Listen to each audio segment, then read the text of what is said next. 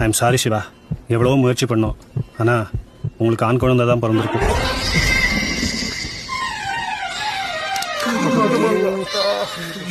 இந்த மெடிசன் சீக்கிரம் வாங்கிட்டு வாங்க. மனசை தேத்திக்கோங்க. போயும் ஆம்பளை பிள்ளையா பிறந்துட்டேடா.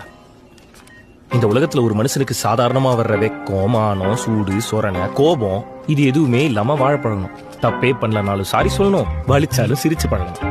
குத்துனது பொண்டாட்டியா இருந்தா செத்தாலும் சொல்லக்கூடாது. அது எப்படி செத்தா சொல்ல முடியும்? சொல்லக்கூடாது, சொல்லக்கூடாது.